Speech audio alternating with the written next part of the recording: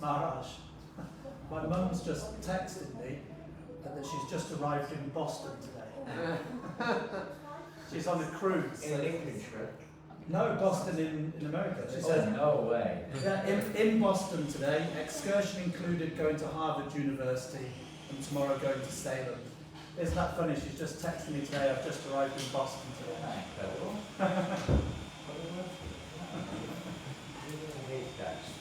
You're not going to the temple? No, she's kind of like on an organised tour. Well, you go to this bit, not one here. Well, that's probably where she's arriving. She's on a boat. Yeah, Oh, anyway, it should be on one of the piers. I don't know if it's still. I guess it's got more of a cargo. Right. Yes. Boston, Ireland. On the screen. So, Hare Krishna, everybody. Thank you for coming this evening. A number of some of us are here to continue the amazing, most historically significant event of Srila Prabhupada's arrival in the Western world, changed the course of history, you could say. So we're going to this evening continue. Yesterday, Prabhupada had arrived in Boston, and on his first day, he had a journey around a nearby part of the port of Boston. He'd gotten his visa,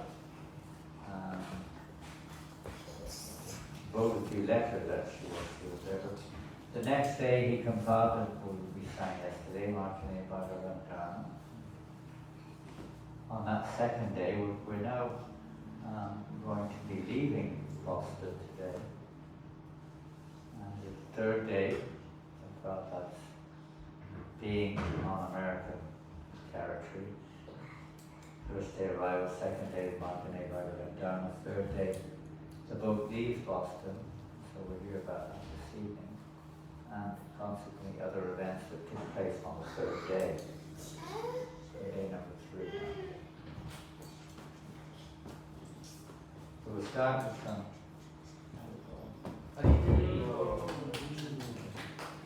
This is not directly, say, related to the third day of his arrival, or his being in America. But this is a invocation, Prophet Stosham. This was compiled by a devotee named Janānanda Goswami, who was actually a disciple of Prabhupada, Indian man. He was by nature a Sanskrit scholar. He was already a Sanskrit scholar when he came from a shop over in Manhattan. He used to chant the mantras in 76, maybe 75, I don't know, 76. A very beautiful reciter of Sanskrit. So he compiled this stotra, this offering to Srila Prabhupada, his prayers, for Prabhupada's pleasure. In Vrindavan, he sang them to Prabhupada. Prabhupada would very much like to, as you'll see in a few moments, a little bit more about this stotra which he compiled.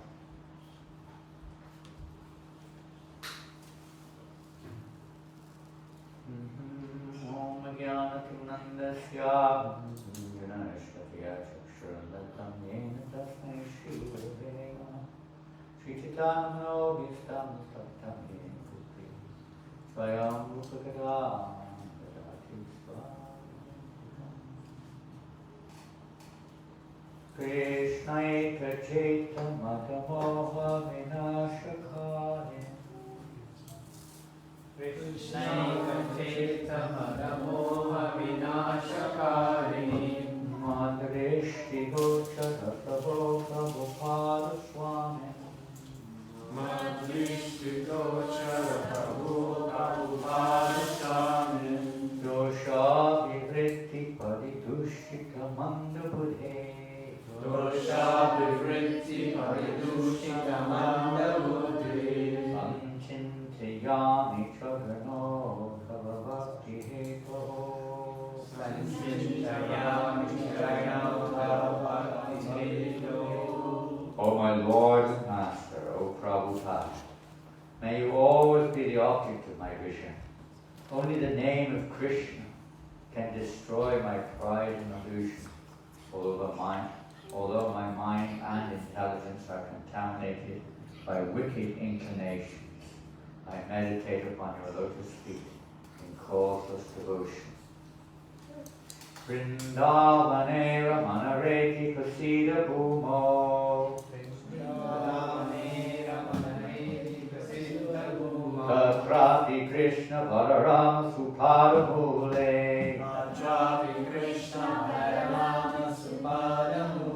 Jnanam Param Parama Krishna Sudarmikyaktam Jnanam Param Parama Krishna Sudhamikam Dantastu Deva Prabhupada Namo Namaste Dantastu Deva Prabhupada Namo Namaste. In the most holy land of Vrindavan, in Ramanriti, at the lotus feet of Sri Krishna Balaram, you are preaching the topmost knowledge of the Supreme Personality Lord Krishna, who is the fountainhead of religion, O Master of the senses, O my Lord, Srila Prabhupada, let me offer my obeisances unto you. Namaste, Namaste, Kripapurna Drishti. Namaste, Namaste, Prabhupada Drishti. Namaste, Namaste, Mahananda Datri. Namaste, Namaste, Mahananda Datri. Namamo, Namamo, Punaraksha Raksha. Namamo, Namamo, Punaraksha Raksha. Prasida Prabhu, Pahimam, Daksha Daksha. Prasida Prabhu, Pahimam, Daksha Daksha. I offer my obeisances unto him, whose glances are full of mercy, and who is the bestower of transcendental bliss. O renowned Lord, protect me. Kindly shower your compassion again and again. Bhakti Siddhanta Shishaya, Bhakti Vedanta Namine, Bhakti Vedanta Namine, Prasanaya Prashantaya, Prasanaya Prashantaya, Tasmai Shri Gurave Namaha. Tasmai Shri Gurave Namaha. Let me offer my obeisances unto my Guru Maharaj, who is a disciple of Srila Bhaktisiddhanta Saraswati Thakur, who is always calm and joyful, and who bears the name of Bhaktivedanta. Shri Bhumi Janabhushana Gaura Lila, Shri Bhumi Janabhushana Gaura Lila, Gauranga Bhav Parisharana Matra Shila, Gauranga Bhav Parisharana Matra Shila, Radha Madhava Parapadma Manovilasin Ananda Rashi Prabhupada Namo Namaste The land of Bengal is worshipable by the whole world because Sri Chaitanya performed his pastimes there. I offer my obeisance unto Srila Prabhupāda, who is full of bliss. He is always in the ecstasy of Lord Gauranga and is therefore immersed in the lotus feet of Bhagavan. So, say there, but Srila Prabhupada, when he heard this, I think it was in 1976, he then called the Gurukul in charge and said the Gurukul bush should recite this every day. And they were doing it for years, I don't know, still doing it now. But they would always recite this every single day, offering prayers. He said if you recite this every day, then their attachment to you will grow and grow and grow. They become dedicated to it. So, comment problem. This is another one, Bhaktivedanta Sampurna offering. Again, it's written by another disciple of Prabhupada, Janānanda Goswami. Again, it's very well known. It's also a Sanskrit song. Let's see what tune is it up to this one.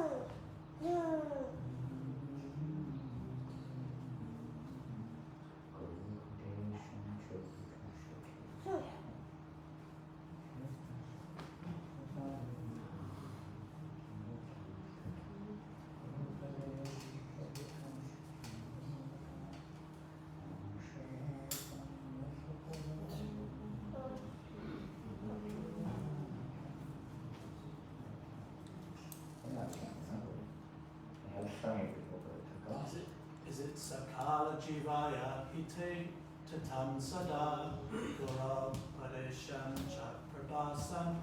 We can do it like that. I was thinking of an actual song. I was thinking of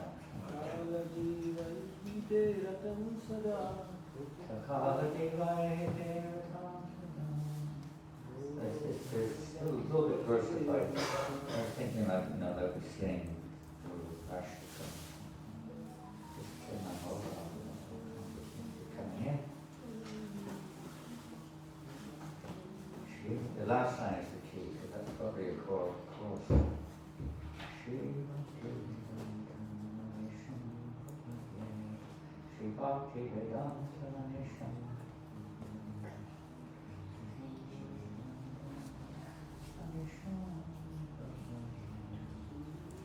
Sakala Jivaya Tela Prasada Guru Padesham Satukashati Buddham. I would just say so. Sakala Jivaya Tela Prasada Sakala Jivaya Tela Guru Padesham Satukashati Guru Padesham Satukashati Namashaya Kamya Sapadaya Namashaya Kamya Sapadaya Bhakti Vedantam Manisham Prabhati Shri Bhakti Vedanta Manisham Prabhati. At every moment I bow down to His divine grace, A.C. Bhaktivedanta Swami Prabhupāda, whose lotus feet are our only refuge. With great joy He reveals to us the divine teachings of Lord Gauranga, and He is always engaged in spiritual welfare activities for the benefit of all living entities He is our ever well-wisher. Lochana Premaktam Siddhanta Kinkaram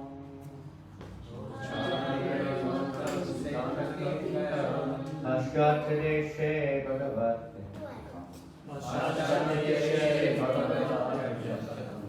Mamashayakam Yasya Padaya Vindam Shri Bhakti Vedantam Manisham Prabhati. At every moment I bow down to His divine grace, A.C. Bhaktivedanta Swami Prabhupāda, whose divine feet provide my only shelter from the rains of worldly illusion, as an umbrella is a sole refuge for a traveler in a storm. He is the revealer of the truth, Srimad Bhagavatam, the West Wind. He is the humble servant of Sri Bhaktisiddhanta Saraswati Thakur, and his eyes are anointed with the ecstatic love of God. Nityanande nadikritam bhavaditam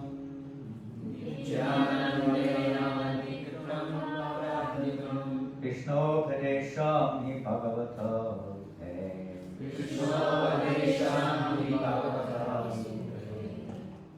Mama Shayakam Yashapadara Vindam Shri Bhakti Vedantam Manisham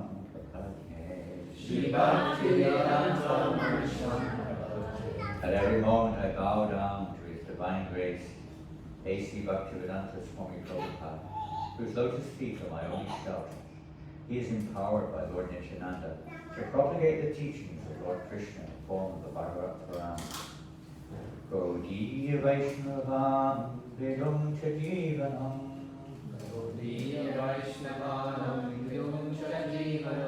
Mahaprabhu Preshtam Mameshwaram Cha Mamashayakam Yashapadavindam Shri Bhakti Vedantam Manisham Prabhate. Every moment I bow down to His divine grace, A.C. Bhaktivedanta Swami Prabhupāda, an umbrella whose lotus feet is my sole refuge. He is a brilliant moon among the Gaudiya Vaishnavas and the very life and soul of devotees. He is very dear to Lord Chaitanya Mahaprabhu and is my divine Lord. Mama Suridam Me Pitaram Bhavamsha Mama Sarvashvam Jagatam Param Bhavam Mama Shayakam Yashapadavindam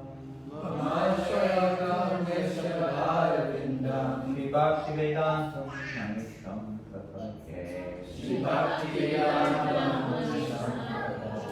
At every moment I bow down to His divine grace, A.C. Bhaktivedanta Swami Prabhupāda, whose lotus feet are my only shelter. He is my ever well-wishing friend, spiritual father and master. He is the end all and be all of my life and is the exalted spiritual master of the entire world.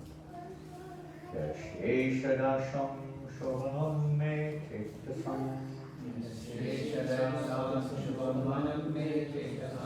Pradite Tirtha Padam Sharanyam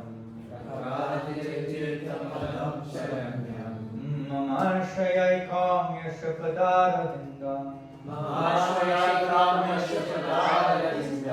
Shri Bhakti Vedantam Manisham Prabhate.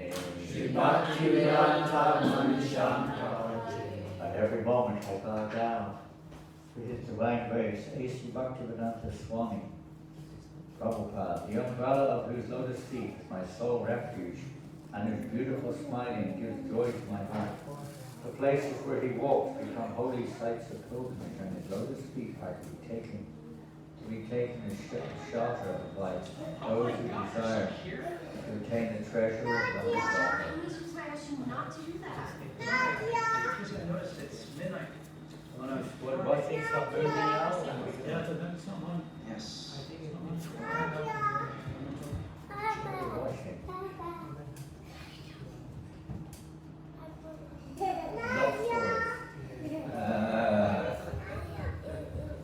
You like this?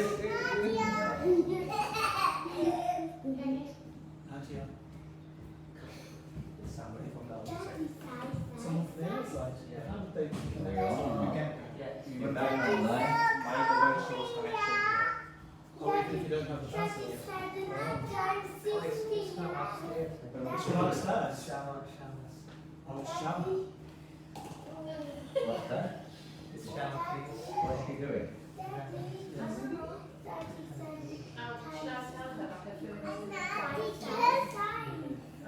Well, she's taken over the television now. movie. What do they expect now? Someone should tell Back her, again now. ask her kindly if she would please leave the love stories till a bit later. At every moment, I'll give you it. Yashantam kaya hinamagattam. Yashantam kaya hinamagattam. Mayam duratmane varakaya satyam. Mayam duratmane varakaya satyam. Mahashrayakam yashapadagosindam. Mahashrayakam yashapadagosindam. Vivaktivedantam anisham prapade. Bhaktivedantam Manisham Prabhupāda. Every moment I bow down to His divine grace, A.C. Bhaktivedanta Swami Prabhupāda. His lotus feet are my only shelter. By His infinite kindness, the divine name of Sri Krishna has been bestowed upon me, although I am truly a wretched and sinful little being. Yata kila bhava prashavanti sindham.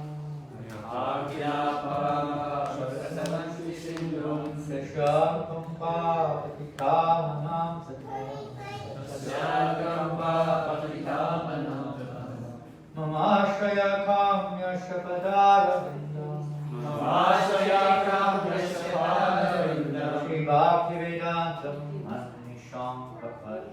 Shri Bhaktivedantam Manisham Prabhupāda. At every moment I bow down to His divine grace, A.C. Bhaktivedanta Swami Prabhupāda. The umbrella of His lotus feet is my sole refuge. And all the rivers of the world flow toward the great ocean, so His compassion and mercy flow toward all fallen souls. So we have to later think. Now, I'm sorry, I didn't. We may go back to that if there's time later on, but not now. Pardon? Yeah, we may go back to it later. Time now. What? No.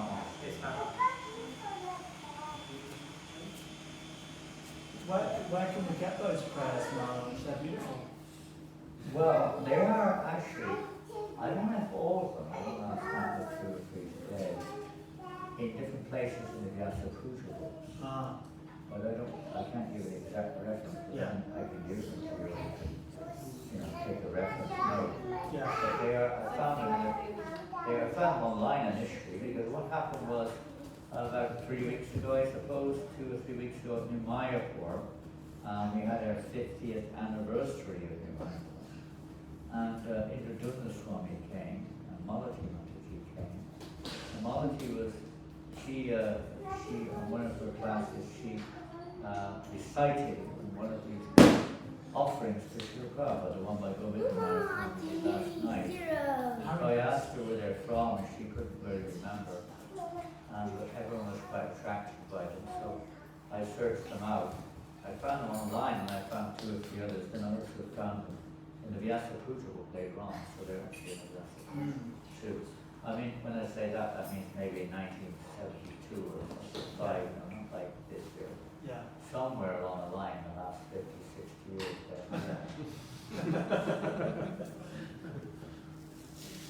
But they used to be recited. That one, the first one we did regularly was recited. And the devotees told me, although I was not familiar with the one that Govinda Maharaj's prayer. The devotees were telling me, yes, they used to chant that at a certain time. Because it was compiled on a request, or at least for the permission of our Prabhupada. We wanted to make an offering to God, encouragement. It actually came out after Prabhupada's demise, shortly after. They're very nice, nice meditations, nice sometimes to share. So, what the reasons?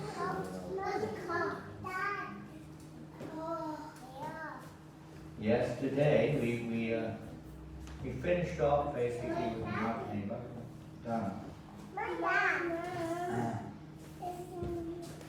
I'm going to read from the. Excuse me, I don't think I'll read Prabhupada's conversation yesterday. No, missed something. But anyway, I'll summarize it. On the 18th of September, when Prabhupada and Prabhupada Martinez was down in the afternoon, the ship set sail from Boston Harbor towards New York. Now, Prabhupada didn't say anything much about the journey to New York. So we're going to take it up now with his basically arrival, so that will be on the 19th. It traveled through the night, and in the morning of the 19th arrived in New York. Specifically, the Jaladuta arrived in Brooklyn. I may just have to put time into this. I just did this afternoon in a short while. But I have information. The information is very easily available. Prabhupada was keeping a diary. You know, he had a diary called the Jaladuta diary. And the Jaladuta diary took us up to so far. But he had another diary, a particular name. What did they call it? They was just put a name to it. That this diary was only found, or let's say not found, but revealed about maybe 15 years ago. One of Prabhupada's disciples was keeping this diary. He never showed it to anyone we know. It certainly was available when the Lilamrita was compiled. If it had been, there would have been a lot of changes in the Lilamrita. Gave a lot of details of Prabhupada's first year, lots of details. Details you may never have heard, or you may have heard now, but they're not there in the Lilamrita. So some of the statements in the Lilamrita are not exactly according to what happened, at least not according to Prabhupada's personal handwritten diary. So the general thread is the same.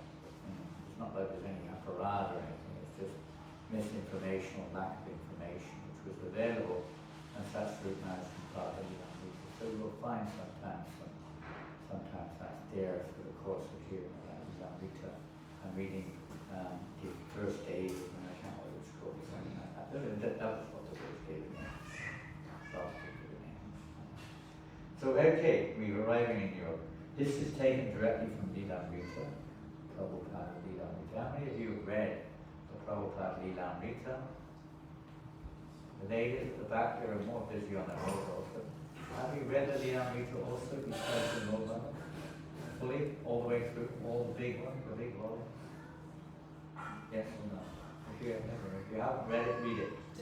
Not that there's a little one, if you're ever well wishes, which is also fine. But there's a full, I don't know if you have them here or not. Yeah, there's one book on the shelf there, in the middle shelf on the far right is a kind of a maroon color. You may not see it from your angle, but it's on the far right. Maroon color with golden print on it. And if I'm not mistaken, that is the Prabhupada Lilamrita. Now that is the 6th volume. There were 6 volumes originally. Now it's printed in 1 volume. Sometimes it's printed in 2 volumes. Sometimes 6 volumes. You know, well, you can do any amount of numbers you like. No hard and fast rule. But there's one extra book at least, and then there are many, many, many, many other devotees who've written Lilamritas of Srila Prabhupada's, pastimes, relations. But this is the official one which was first presented on request of the GBC by Satsrup Maharaj, Srila Prabhupada Lilamrita. So we'll be now reading from that section when Prabhupada arrives in America. So this is, I guess, in the 2nd volume. The 1st volume deals with Prabhupada's life before he came to America. 2nd volume deals with more or less his time in New York for his first period. 3rd volume, San Francisco, on to the rest of the world in the other volumes. New York occupies quite a large section of the Lilamrita. On the 19th of September, which is the equivalent of today, the Jaladuta sailed into New York Harbor and docked, I don't know it says it here, and docked at a Brooklyn pier at 17th Street. You can look it up on your Google Maps if you want and see exactly where that is. You don't have to, I'm saying I don't really can, I'm just saying at the moment. Srila Prabhupada saw the awesome Manhattan skyline. Now, when writing a biography, there is a certain element of writer's license. You visualize the scene. It's like in drama too, you can extend sometimes the events without changing the actual situation or the truth therein. But you can add certain embellishments or certain dramatic decoration, whatever you want to call it, to the scene, to help the audience to capture the scene. So this is, you could say, possibly one of those situations, like writer's license, but Prabhupada, maybe he was, but maybe he wasn't, so probably he was, can't say for sure. Srila Prabhupada saw the awesome Manhattan skyline. Well, it's quite awesome, full of awe. When you, awesome or awful? It's funny words, huh? Awe, full of awe. But when you use the word awful, it means horrible, terrible. Right? But it should be full of awe. Awful. But it's not. They say awesome, that means there's some awe. Awful should be mean awe. Unending awe. But it's not. It's like the opposite almost. Strange language, English. So awesome. Americans like this word, awesome. Empire State Building. And like millions of visitors and immigrants in the past, the Statue of Liberty. Yeah, again, the traveler was like, oh, there's the Statue of Liberty. There's the Empire State Building. Oh. But you get the idea, you get the scene. He's just arrived from India. I mean, Calcutta in those days, even Bombay had some high-rise, but nothing like this. Not 1965, But in Calcutta, I think the telephone office was the highest building in Square, Dalhousie Square. It's probably the tallest building, about 10 stories tall or something. Rugby-looking old building. And now you're seeing these whole, hundreds and thousands of big, tall buildings in front of you. It's like, wow, when you get up to it, it's like a mountain range of concrete. Srila Prabhupada was dressed appropriately for residents of Vrindavan. He wore kantimala, necklace, and a simple cotton dhoti, and he carried japamala, chanting beads, and an old shutter or shawl. This visualizes arriving there in September '65 in Boston, in New York, specifically in Brooklyn. And he's walking off the boat dressed like this. His complexion was golden, his head shaven, shika in the back, his forehead decorated with a whitish Vaishnava tea. He wore painted white rubber slippers, not uncommon for sadhus in India. But who in New York had ever seen or dreamed of anyone appearing like this Vaishnava? He was possibly the first Vaishnava sannyasi to arrive in New York with uncompromised appearance. Of course, New Yorkers have an expertise in not giving much attention to any kind of strange new arrival. They're kind of used to it in different ones. Srila Prabhupada was on his own. He had a sponsor, Mr. Agarwal, somewhere in Pennsylvania. Surely someone will be here to greet him, although he had little idea of what to do as he walked off the ship onto the pier. And this prophet himself said, he said, I did not know whether to turn left or right. Just a whole new world. You just arrive, you're alone, no one with you. You just walk up the gangplank coming down onto the shore. Wonder, which way shall I go? Right or left? There's no signs. It's like you come off the plane sometimes. There's no signs, right? They go right or left, and exit. You don't know which way it is? There's no sign. Usually they give a sign. Sometimes there's no sign. You don't know which way to go. But a little bit more than that. I mean, airports are nothing. Problems arriving in a whole big country. And they drive on a different side of the road. That's another issue. You know, you look the wrong way when you cross the road. In India, they drive on any side of the road. They do drive on the other side of the road in India, you're right. Any side. Any side, whichever, wherever you can get. But technically speaking, they drive on the same left side like we drive. But in America, they don't. Oh, welcome back. Hare Krishna. Good to see you.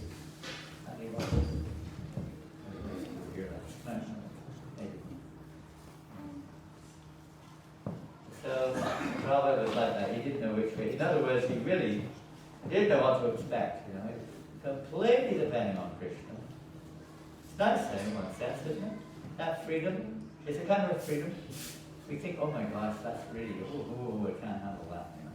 But if you really look at it, to be completely dependent on Krishna and not know, just depend on Krishna. Even the Queen of England one time, you have the king, but we had a queen. 2 or 3 years ago, we had a queen, right? Yeah.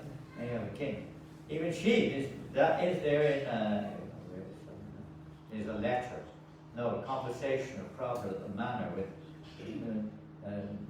Wayne, Wine, what's his name? Something Wine. David Wine.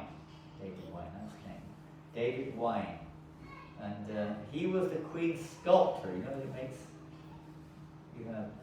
stone sculptures. He was the personal sculptor to the queen, so he was privy to the queen quite often. And he came to see Prabhupada. He'd actually, a friend of George Harrison, I think, and he met Shyam Sundar, and Shyam Sundar brought him to the manor to meet Prabhupada. And Prabhupada was asking him if he had heard the Bhagavad Gita. He said, yes. You have one? He said, yes. The Queen gave him one. The Queen had received it, she gave it to him. And he said, the Queen had said to him, it would be very nice if everyone could put their dependence on Krishna. Even she, although she didn't necessarily do that, I'm not saying she didn't either. There's not evidence to say she did, but she certainly could appreciate the value of that, at least something special there. But just imagine if you actually were 100% dependent on Krishna. It's like a baby. Some of you have babies. The baby completely independent, the baby is, but it's depending on the child. It's kind of protected all the time by the parents, isn't it? Parents are always on the lookout for the child's welfare, always. Like that, probably like a child in the lap of the Lord. Everybody cries like a baby crying to its mother. So the problem is like that, completely dependent upon Krishna. Whatever you want, my Lord. That's freedom. There's nothing to fear. Freedom is freedom from fear. It's not this so-called independence that people think of this day and age. Gay liberation, women's liberation, elephants liberation, I don't know, whatever you call it, or menu. There's no such thing. It doesn't exist in the material world, to be honest. There's no such liberation within the material world. It's when one's no longer depending on the material world, you're liberated. Freed from the dependence of the material world. That's freedom. So if I was always like completely free from the normal course of events, we're all kind of fearful, things don't go the way we want. Transcendental thing, depending on Krishna always. Surely someone would be there to greet him, although he had little idea of what to do as he walked off the ship. He passed through the dockside formalities and was met by a representative from Traveller's Aid. So it so happened that Gopal had received news that Swamiji was coming, and he sent something called Traveller's Aid. They're like an organization that you can employ to help people who arrive in a new country. I don't know if they still have the name. They're at the airport, some of the kids coming from far distance, they're there to escort the child to wherever it's going. So anyway, Traveller's Aid were there and who offered to take Prabhupada to the ticket office in Manhattan to book his return passage to India. At the Skindia office, that's the name of the shipping company where Prabhupada got his ticket in the first place, Prabhupada spoke with a ticket agent whose name was Joseph Forster. who was impressed by this unusual passenger's Vaishnava appearance, his light luggage, and his apparent poverty.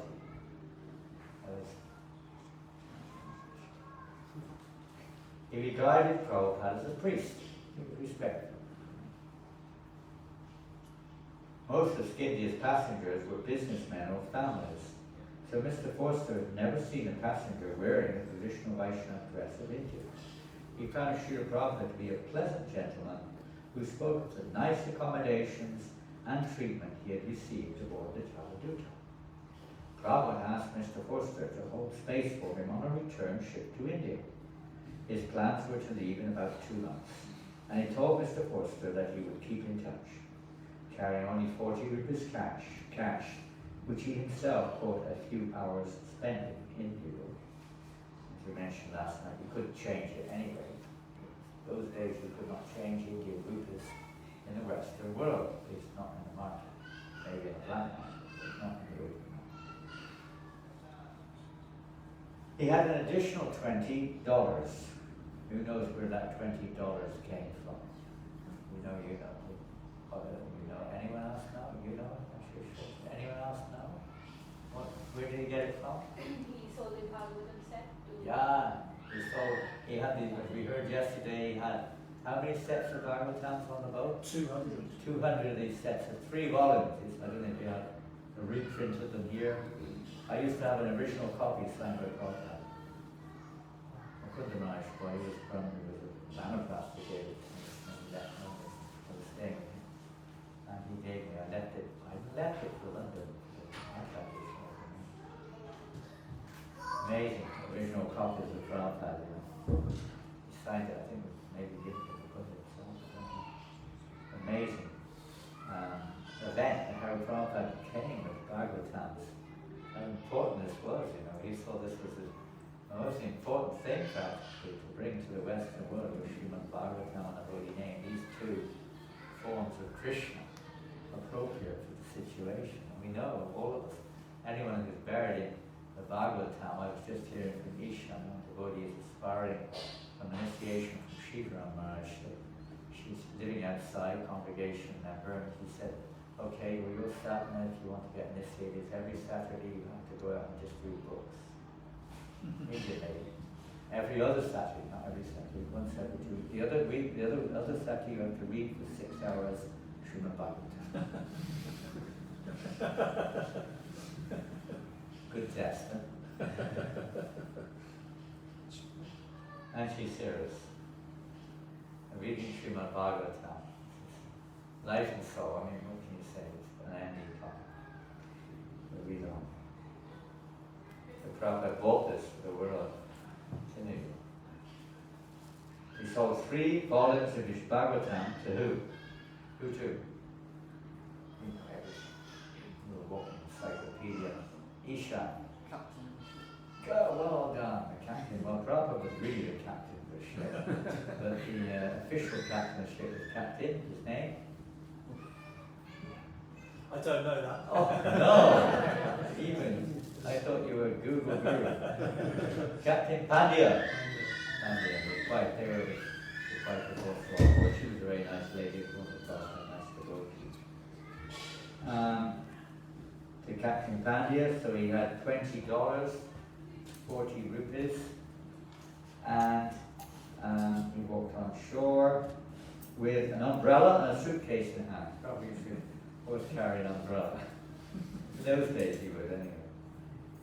And still escorted by the Traveller's Aid representative, he set out from the Skinny office to the bus terminal. Who knows the name of the bus terminal in New York? Maybe, probably.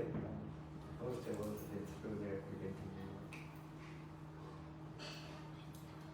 Nobody, have you been to New York? No. Oh, you've been to New York. Well, the Port Authority bus terminal is very, very, very busy. To arrange for his trip to Butler. Butler was where his sponsor lived. There's a little town, and you may have heard of it last year. Somebody tried to shoot Trump, Donald Trump, They tried to assassinate him there last year before the election. This little tiny town in the middle of nowhere. He happened to be there on his campaign and they tried to shoot him there.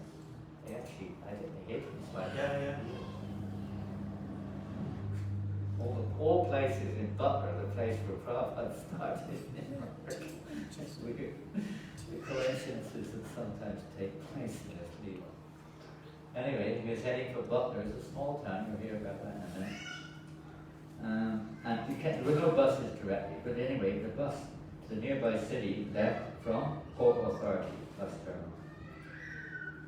So we're going to go now, because the bus then left in the evening of the 19th. And Prabhupada travelled through the night, through the evening, late afternoon, evening, and night to Butler. Quite a long ride. Prabhupada self-describes it. And here we are. So this is a conversation now with Prabhupada. Let's hear directly from Prabhupada. That was a nice summary of Srila Maharaj's, what he heard from others and what he read and what he heard from Prabhupada and so on. This is directly from a conversation with Hari Sori later on, of course, initially, 10 years later. And so someone said, so on the bus, Prabhupada said, so on the bus we went to Pennsylvania. Pennsylvania, Prabhupada said. Very sorry. That's a long drive. Prabhupada, yes, 9 hours on the bus. And I took a little chip rice. Chip rice. You know chip rice? Everyone knows what chip rice is? What do you call it? Chira. Chidra, chira. Chip rice is mixed with peanuts and fried bits and spicy and like that. Probably like that is very much. And when whatever I had with me, so I got down from the ship about 1 o'clock. Then I had to wait for the bus till 5 o'clock. These figures are not absolutely correct. Then at 5 o'clock the bus started. About 2 o'clock, 3 o'clock in the morning, I went to Pennsylvania and arrived. And just in front of the bus, Gopal was standing with his car. What is it called? Van car? Heritage. Station wagon. From the station wagon. So he took my luggage and from there, 30 miles off, to Butler County. So I went there. Then at night, he took my bedding, and next day, he had no many rooms in his apartment. He arranged for my stay in the YMCA nearby them. You know what the YMCA is? What does it mean? Young Male Christian Association. That's the literal meaning of it. A place for accommodation. You could stay there very cheaply for short term, medium term, like that. Pay a bit of money. Hari Sori, you never actually stayed with him then. I was taking my meals there. Hari Sori, and just keeping a room at the YMCA? Because he had no room, so I was staying there. Tomorrow, I'll show a picture of that building, even the room. It's said to be the room Prabhupada stay, but I don't know if anyone can absolutely guarantee that. Hari Sori. And then he arranged programs, speaking programs, or Prabhupada, his wife, Sally, she was arranging. A very intelligent girl.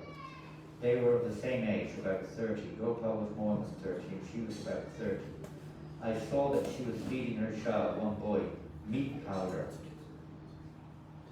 Harikesh, beef, bouillon, Prabhupada. I do not know what is the name. But I asked, she said, it's meat powder. That is the system. Prabhupada was staying in this hut like this. He was making his own meals with American couple, Indian man, American wife. They were not vegetarian. He was smoking. Prabhupada was keeping his food in the fridge along with their meat. He was compromising completely the normal behavior, especially with sannyasi Vaishnava. Compromising, not exactly. His mood was simply to preach Krishna consciousness. He didn't go there to be a vegetarian. He didn't go to America to be a Brahmin. He didn't go to America, for any material reason whatsoever. He went there for one reason, to preach Krishna consciousness. The only reason. So whatever it took, he lived with persons who were not following any of the Hindu principles, what to speak of Vaishnava principles. Alien to the culture, completely. For the sake of giving them a chance to become Krishna conscious. Prabhupada. Hari story, yeah, when they are very young and they can't eat solids, Prabhupada, mixed with hot water. Yes, Hari story said. Have instant meals for children, all different kinds of things. Prabhupada, so Gopal was very much pleased that he would get some Indian chapatis like this. Prabhupada was cooking chapatis. Gopal Agarwal was very happy. Yesterday, these ladies who came here from Maharashtra, maybe some boys, students. Are you from Maharashtra? And you came yesterday, did you? Yes, I Yeah, did. you were the ladies here yesterday. Yes. You were saying that you were very happy to get the prasadam yesterday. You felt like they felt like they were back in India again, you know? Yeah, sure. Nice, you know. It was really good experience. Thank you so much for coming. Thanks Beautiful to all of experience. you. Thanks to all of you. You could never, we thank you for coming. You could never imagine coming to Newcastle and being able to come here and get prasadam like that. You know, even in a restaurant, and maybe some vegetarian Indian restaurants, but they're also there. But this is special. This is prasadam offered to Krishna. Wonderful. He was the cook yesterday, this young man here. That's his church. You have to cater for them. The catering business for all these young Indian students. That would be probably quite a good engagement for somebody. You know, so many Indian students in Newcastle to cater for them. Something to think about. Harry, sorry. So he had you cook for him. You took your cooker with you, Prabhupada? Is that the same one? Prabhupada, no. A different one then. Prabhupada. So I lived with him for 21 days, or it says a month in the actual calendar, which is there. Then I came to New York. Harry story. Yes, that picture in the Butler Eagle is the name of the local newspaper. It's in the Vyasa Puja book this year, Prabhupada. Yes, Butler County. It's a good county. There were many churches that pleased me. I was pleased to see many churches. American people, they have a strong sentiment, you know, for worshiping Jesus, Christianity. I probably appreciated that. He actually was happy to see that. There was some kind of God consciousness there. It wasn't like atheistic, you know, but they're very God conscious. To what degree? But there's definitely a degree of God consciousness. Prabhupada said many churches, they are religious.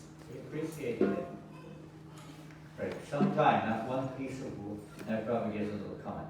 Sometime that one piece of wire lying in one place, one piece of bamboo was lying in another place, and one dry shell of a squash was lying there. So one intelligent man collected this. So this dry shell became the tambours, what is it called? Harry story, I don't know. Like sound chamber, what do you call it? Like on a tambura? But sound chamber may be called, yes. So with that dry squash, he made the sound chamber. The bamboo he fixed up, and the wire tied upon it, and then it became a tin, tin, tin, tin, like an instrument. Tin, tin, tin, tin. Our organization is like that, Prabhupada said. I was loitering in the street. Somebody was over there. Somebody was there. Not combined together. International Society String Band. The International Society String Band. Yes, definitely we are all useless. Useless. I swear, no problem. We were useless. You were never useless. But no. Your assistance was required. How you can be useless. We're all useless. But combined together, now we have become a stringed instrument. This is a very good example. Separately, just like the same logic, under Kunja. Separately, under is useless and Kunja is useless. Blind, under, and Kunja, lame. Neither can do anything. They cannot do anything. But combined together, they become useful. The blind man can walk, the lame man can see. So work together. So Prabhupada described India is like a little bit like a layman. They know the goal of life, but they don't have the means at that time, poverty. And the West, they have all the material facilities, but they're completely spiritually blind. Combined together, it makes a very good combination of Prabhupada's philosophy. Work together. The conversation. Now we're going to hear from Sally Agarwal. Sally Agarwal, as you just heard, was the wife of Gopal Agarwal, and they were the ones who received and sponsored Srila Prabhupada. Sponsored means wrote a sponsorship letter and gave some guarantor of some kind. As Sally tells it, the Agarwals received Prabhupada's initial letter in early September. I don't know exactly, it must have, if it was early September, maybe he posted it just as he was leaving India or something, along the way. But they say they received it in early September, and he included, saying he was coming, and he included a picture so they might recognize him when he arrived. Using this picture, Sally relates, my husband met him in Pittsburgh since he was coming in on a Greyhound bus from New York City. I think also in the you won't be able to miss it. There's no one else in America dressed like that. So extraordinary. Nowadays, it's not, it's more than just a picture. Gopal had worked it out with Prabhupada's aid to get into Pennsylvania, so we met him. It was about midnight when they reached supper, and poor fellow, he was tired from his constant journey, and the only place we could set him up was on our couch. Poor fellow. This bus came swinging out of the terminal into the daylight of Midtown Manhattan, riding along. This is back to the Leland region now. Riding along in the shadows of skyscrapers, through asphalt streets, crowded with people, trucks and automobiles, and into the heavy traffic bound toward the Lincoln Tunnel. We've been in New York and all this is like. The bus entered the tunnel and emerged on the Jersey side of the Hudson River, continuing down the New Jersey Turnpike past fields of huge oil tanks and sprawling refineries. They're still there. The Manhattan skyline was on the left, while 3 lanes of traffic sped 60 miles an hour in each direction, with more than 3 now. Newark Airport came up close by on the right, with jets visible on the ground, electronic power lines spanning aloft between steel towers stretched into the horizon. He's just writing what the vista of the area was about. So Prabhupada probably was looking at this. Srila Prabhupada never before witnessed anything of such magnitude. He was now seeing for himself that American culture was based on passion for more and more sense gratification, and it was a scene of madness. For what important business were people rushing to and fro at breakneck speed? He could see their goals advertised on the billboards. Of course, he had many times traveled the road from Delhi to Vrindavan, but it did not have many advertisements. When you go on that road, you see something like that, huge billboards everywhere. Don't get them so much in England. Some countries there's so many billboards. In the Philippines, in Manila, you've seen even in Manila, right? The billboards. They're huge. I mean, there'll be twice the size of that wall. There'll be a billboard on them, one after the next. You can't see beyond the billboards. They're like against each other, one like this. You can't see what's beyond them. It's just like a road. So all over. Huge billboards. Advertising material senses. Most people in India went on foot or travelled by ox cart. And in Vrindavan, even the ordinary passers-by greeted each other by calling the names God, Jai Radhe, Hare Krishna.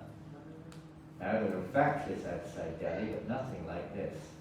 The cumulative effect did not pack nearly the materialistic punch of these fields of oil tanks, mammoth factories and billboards alongside the crowded superhighway. Meat eating, illicit sex, intoxication and gambling. All advertising. Almost, you see, especially now, almost every advertisement has some kind of attractive looking woman somewhere or another trying to advertise some innocent thing, to capture the attention of the people with the money. The very sins Prabhupada had come to preach against were proudly glamorized on mile after mile of billboards. The signs promoted liquor and cigarettes. Roadside restaurants offered slaughtered cows in the form of steaks and hamburgers. And no matter what the product it was, it says here, it was usually advertised by a lusty-looking woman. But Prabhupada had come to teach the opposite, that happiness is not found in the passion for sense gratification, and that only when one becomes detached from the mode of passion, which leads to sinful acts, can one become eligible for the eternal happiness of Krishna consciousness. Who knows that verse in the Bhagavad Gita in the 4th chapter, third chapter of Bhagavad Gita? Krishna says, Arjuna asked that question, what is it that forces a man to act sinfully as if against his own nature? Karma As Krishna Desha. said, Karma Desha, Kona Desha.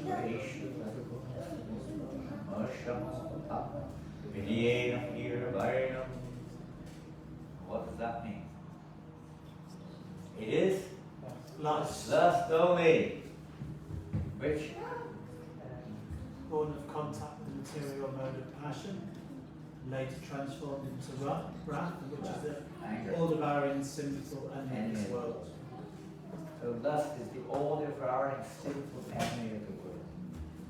It causes wars, it causes breakdown between people and families, it causes everything you can think of, which is unwanted. Who's the guitarist? Rajendra. Oh, he's outside with the children.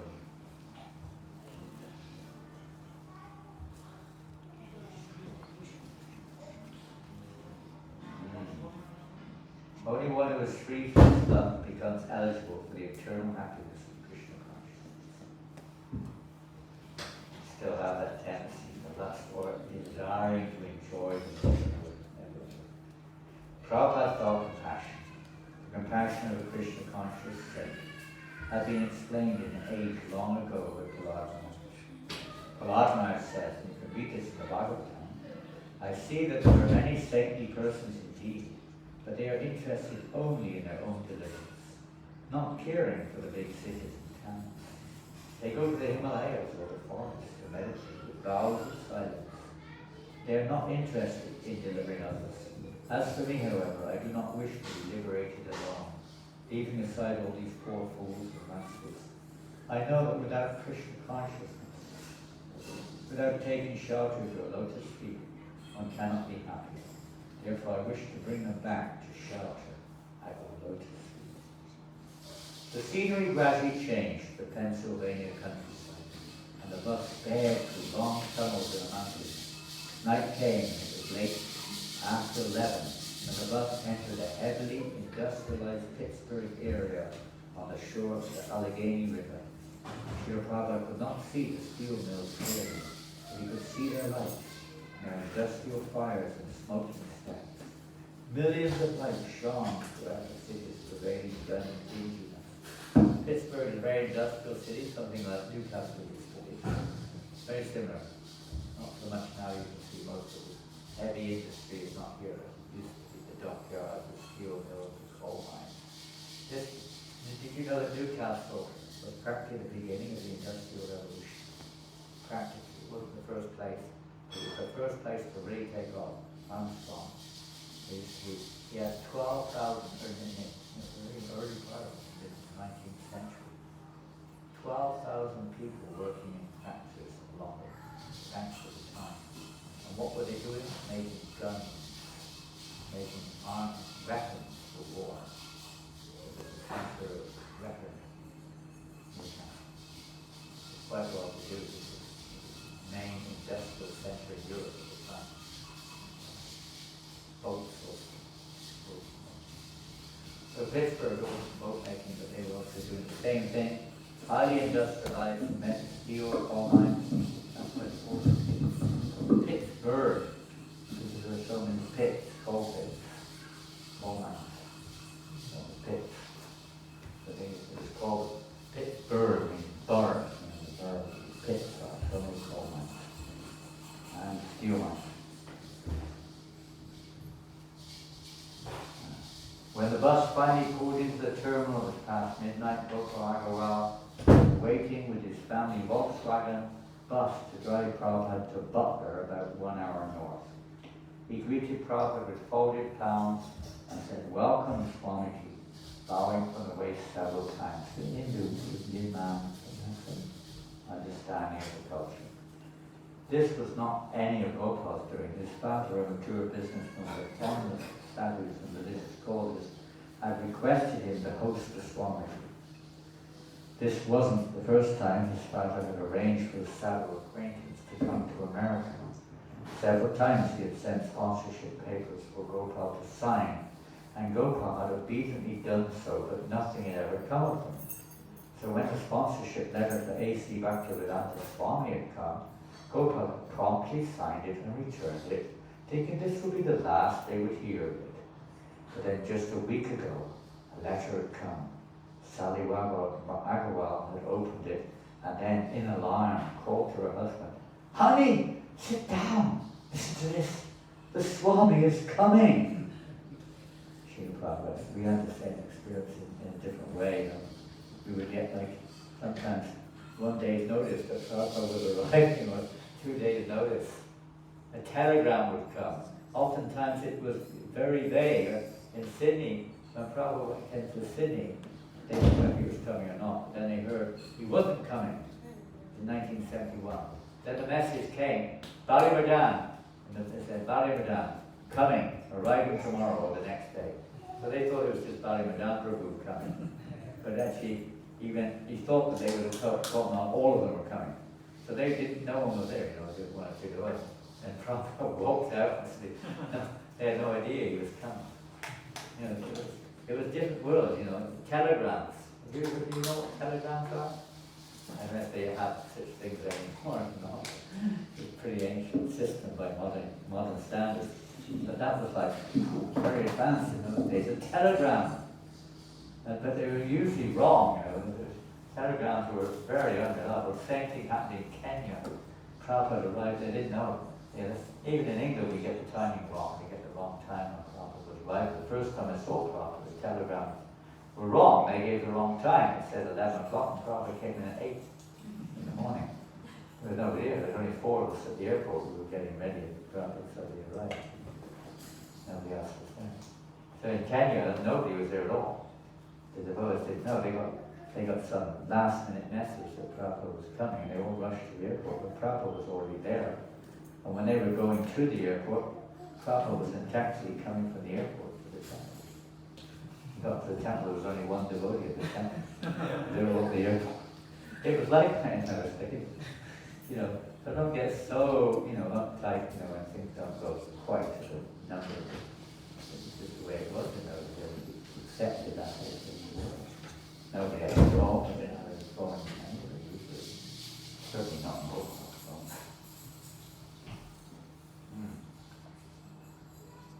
Srila Prabhupada had enclosed his pictures so they would not mistake him. They said, the Agarwals had looked curiously at the photograph.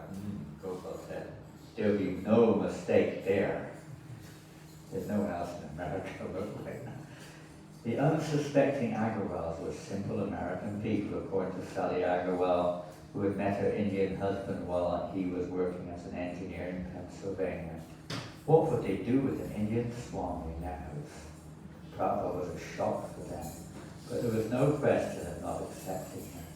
They were bound by the request of Gopal's father. Dutifully, Gopal had purchased Srila Prabhupada's tickets from New York to Pittsburgh and had arranged for the agent from Travelers Aid to meet him.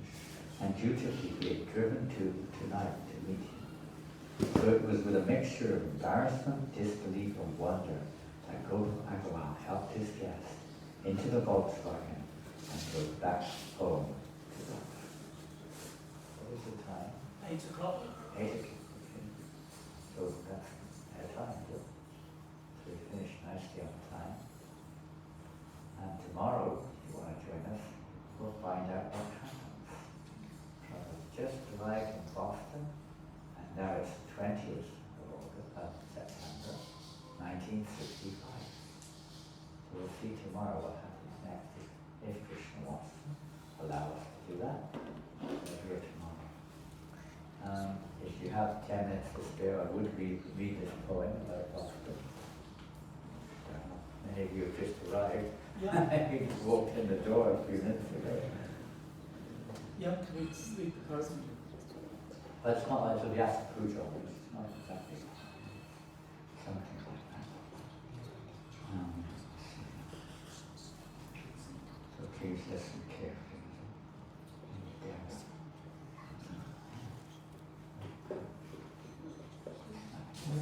Here.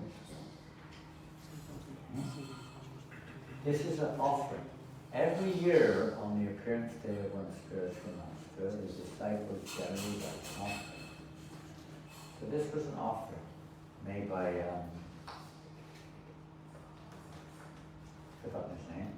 He lives in Sandy Ridge in America. His name must be forgotten. He just, huh? No, he lives in San Diego.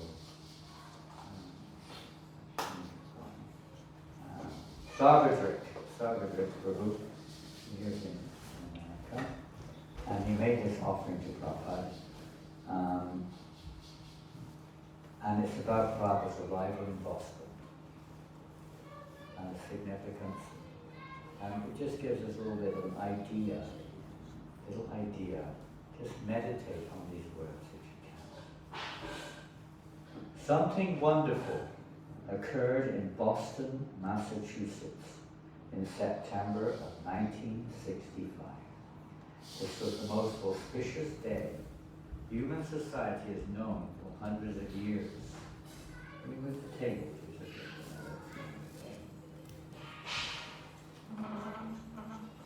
Because it was on this day that Srila Prabhupada stepped off of the Jaladita and placed his lotus feet on the soil of America, thus changing the destiny of the world forever. Someone may say that such a statement is the exaggerated sentiment of a disciple, a subjective opinion. It is not. There is an objective truth to be pondered here that will give us a tiny glimpse of the glory of the person we know, love, and worship. His Divine Grace, A.C. Bhaktivedanta Swami Prabhupada. If Srila Prabhupada had not come, just imagine. Of course you would think about it, would you? Nobody would think about it if Prabhupada hadn't come. Wouldn't be a subject. If Prabhupada had not come to Boston or to America, there would be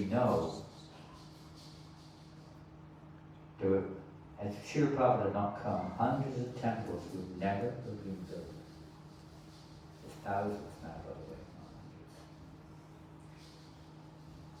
None of them would be built. There would be no centre in Newcastle, London, Manchester, Birmingham, Leicester, Cardiff, Scotland, not even in Scotland.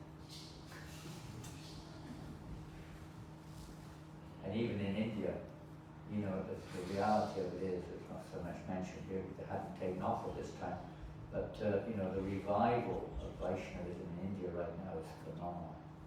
Phenomenal. It's all because of Prabhupada going to Boston. Krishna conscious farm communities would never have been established. Tens of thousands, now it's hundreds of thousands, if not millions, of devotees would never have accepted initiation and a life of Krishna consciousness.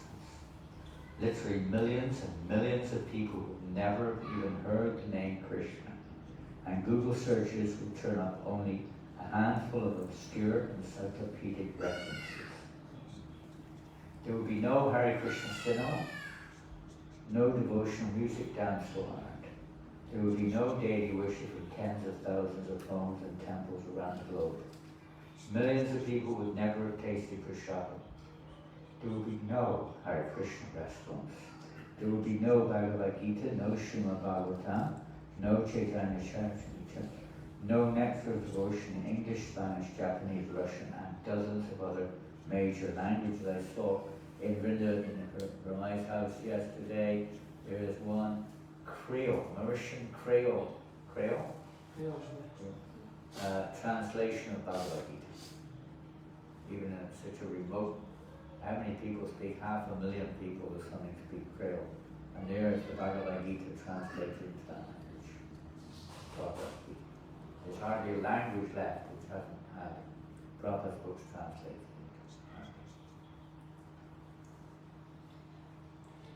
There will be no BBT, that's the publishing house of the books. Tens of millions of people would never receive one of these priceless books which illuminate the highest objective of human life. How many books have been distributed? 700 million? Something like 700 or 800 million of Prabhupada's books have been distributed now around the world. In India, I don't know. What's the quota this year for the Live to Give campaign? What's the total number of people? You're not in touch. I can't remember. This year is 2025. How many details is supposed to be distributed? 400 million? I think so. Maybe not. Maybe 40 million. I don't know what it is. A lot of books anyway. In Delhi alone, they usually do 1 million books Bhagavad Gita during this period of time. They're not all in Delhi, but the devotees in Delhi, they go to other towns. Huge numbers of books being distributed. In Russia, so many books were, and still are to some, although the difficulties are not. So many books. In America, the devotees were printing 1 million Bhaktivedanta magazines every month. Distribution. In 2024, they distributed 4.2 million. And this year, it'll be about 5 million. Yes? Yeah, it says the exact targets are still being set. Oh, okay. So it'll be around about 5 million this year, the target, probably. Yes. But many, many books have been distributed. They remain there. Everyone who's got one book is on their way back to God. It may take some time, but they're on the way. And the books go here, there, and everywhere. We could talk all night about it. The multitude of prolific Vaishnava authors that followed in Srila Prabhupada's footsteps will be busy writing about some other topic. They will be writing about Krishna, that's for sure. There will be no festivals, no Harinam Sankirtan, and thousands of pious souls who took birth in devotee families will be looking for some other planet to be born where Lord Chaitanya's Leela was occurring. There will be no initiations, no devotee sangha, all will be void, Srinivada. The Srila Prabhupada have never stepped off the Jalabuta. This point of view is not the annual rambling of a forming disciple, it is not fanatic eulogy. These are hard, irrefutable facts. Whatever we know about Krishna, and frankly, most anyone knows about Krishna outside of India, had its beginning in those first sacred steps of Austin Harbour. Someone may say, well, what about all the other devotee preachers who came after Srila Prabhupada? We would respond that what has service to Mahaprabhu's movement is indeed glorious. Each and every one of them, each the blessed remnants of the plate of Srila Prabhupada's powerful kirtan, which showered grace on every continent of the world. He was the pioneer. He showed the way, and he slashed through Kali's dark jungle, clearing the field for generations to come. It is only by his dedication and sacrifice that there is any kind of preaching field at all outside the borders of India. If he had not come and laid the foundation, there would be no waiting devotees, no dakshina, no initiations, no rides to the airport, no prepaid air travel, no accommodation, no temples, and no devotee homes for preaching and expansion of missions. We're talking about other saintly devotees in our line who've come after Prabhupada. Prabhupada laid the foundation. There was nothing for them. They were going to come and do what Prabhupada did. Walk the streets of New York till you're on your own in the rain, snow, wind, and freezing water. With not a penny in your pocket. And starting with nothing. Nobody that they came to the advantage of Srila Prabhupada, what Srila Prabhupada had done. The only reason that any of these facilities exist is because Srila Prabhupada stepped off the Jalabuta. Ask any Walla in Vrindavan or Mayapur who is old enough to remember what the town was like before Srila Prabhupada left the divine shelter of Sri Sri Radha Damodar Mandir in Vrindavan, the lower east side of New York City. They all know it was Srila Prabhupada the Lord's hometown on the map and brought crores of rupees, temples, new construction and prosperity to otherwise impoverished, materially impoverished villages. All of Vrindavan and Mayapur's worldwide renown exists today because Srila Prabhupada stepped off without it. Today, kirtan is a rage and public venues fill with eager participants. There's so many different people doing kirtan all over the world now. But Srila Prabhupada was the original kirtanier, the first who sat in Tompkins Square Park in New York with his little tom-tom drumming out the rhythm of Lord Krishna's holy names before any of these people were even born. Sadly, he is not given credit. But today, Harinam Sankirtan reverberates in yoga studios, in devotee homes, in temples, on downtown sidewalks, and at music festivals in nearly every country of the world, only because Srila Prabhupada stepped off the job. And finally, we are all sitting here in the blessed association of devotees, remembering and appreciating his qualities and his influence in our lives, in one of hundreds of such gatherings around the globe, only because Srila Prabhupada stepped off the job. Let us ponder these truths, and as we meditate thrice daily, chanting Om Gurudevaya Vishnu Krishnananda Hito Guru Kotoki, try to grasp the meaning of this sacred mantra. Try to know Srila Prabhupada, the degree to which he placed Chaitanya Mahaprabhu. He pleased Chaitanya Mahaprabhu. How much he was absorbed in doing so. And let us attempt to fathom the breadth and depth of Srila Prabhupada's accomplishments. Do so called the keeper of devotion that he planted in our hearts to blossom and bear the fruit of love of God, and allow us to be fixed at his lotus feet forever. There is nothing else worth having. Srila Prabhupada ki jai. So we can just meditate on that. Prabhupada hadn't stepped off the West or stepped on it. He said, if he hadn't come to the West, there would be nothing. Nobody else, Krishna could do anything like it. At the moment, we don't see anyone else who would dare to do that. Amazing. We hope that in history it will be recognized because people are still scared about the reality of this thing. This will be known. Prabhupada said, it will be known in the future that this movement has saved the world in its darkest hour. It's pretty dark. We have to try to follow Prabhupada's legacy, try to distribute this knowledge to others, practice it ourselves, and share it with others. So the whole consciousness is what needs to change, not the world. Consciousness. Materially, people think the world has to change, but that will come automatically. What needs to change is consciousness. As long as our consciousness is materialistic, lusty and greedy, and envious and whatever else it may be, there's no solution. Consciousness has to be pure. Prabhupada brought that medicine for cures. Disease state of consciousness. Please take medicine, let us share it with others as much as we can. Srila Prabhupada ki jai. So, Miss Janānanda Goswami ki. Are there any snacks for the devotees? Yeah, there's prasad. There's a bit, yeah. We can do a little kirtan before. We should finish with a little kirtan first. We're going to chat for a few minutes, is that okay?